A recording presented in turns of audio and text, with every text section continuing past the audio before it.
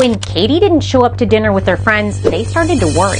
She was last seen leaving her job at a pet store hours earlier, but vanished without a trace. Katie had been going through a difficult time, recently separating from her husband John, a recruiter for the U.S. Army. Her body was soon discovered in the basement of an abandoned house in South Carolina. She had been stabbed multiple times. Police quickly suspected John. What they didn't know was that he'd already fled South Carolina with his 17-year-old girlfriend. The teen's family reported her missing, but she turned up weeks later in Oregon after John abandoned her there. Within weeks, authorities classified John as an Army deserter. Warrants were issued for his arrest, but John stayed on the run for nearly 6 years. U.S. Marshals finally caught up to him in Oregon in 2022, but his trial just ended this week. He's facing life in jail or the death penalty. The teen girl, now 24, is still awaiting trial. She was charged with concealing a felony and obstruction of justice. Now that is just sad to hear that this lady lost her life from somebody who done took those vows as a man to protect, love, and all that stuff as a husband. Ended her life because, to stab somebody that many times, that has to been very personal. And I don't understand why. If you didn't want to be with someone, or you're that unhappy, you found someone, whatever the case and reason it may be, why do folks feel they need to take someone's life like they have the high power of God? And, I just hate that when women go through domestic abuse, that turns into domestic violence. And men can go with this stuff too, but we always hear and see women cases. They either come up missing, stuff like this happen. And then these tender, dick-ass dudes either run off with another woman or, they take themselves out. And when they take themselves out, it's all mental health involved, but really when you take yourself out, it's like your mental state, health, everything was corrupted and you just felt like self-destructing along with whatever you was thinking is the way to go.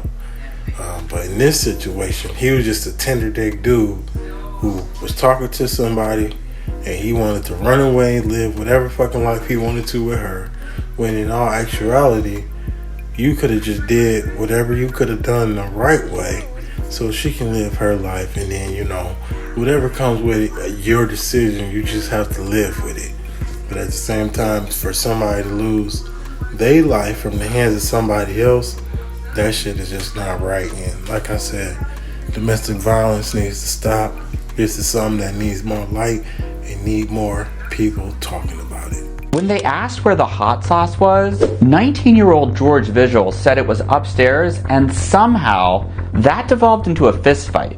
What they didn't know is that George regularly carries a switchblade. Cops say George pulled it out during the fight and swung the knife at them, wounding them and sending them to the ground. Police were called and they were rushed to the hospital, but they later died. It's unclear what exactly led to this deadly fight, but we do know that economic hardship and income inequality typically fuel violent crime. These stressors drive many people to the edge, where they do things they probably wouldn't otherwise do if they weren't worried about how they were going to pay for food, housing, and healthcare. Critics ask, what would crime look like in the US if everyone had the basic necessities of life covered? George has been charged with second-degree murder, all because of a fight over hot sauce at a Denver house earlier this week. That's when the unnamed victims said they wanted to make a sandwich. Now you mean to tell me somebody that lost their life over some dang hot sauce? And we just gonna set this right here, have a little moment of silence, because y'all are so stupid and ignorant. Like, why would you pull out a knife over something so damn stupid like this? Who cares if you have a knife all the time? I carry myself with turning me all the time. But that's the last thing I want to get.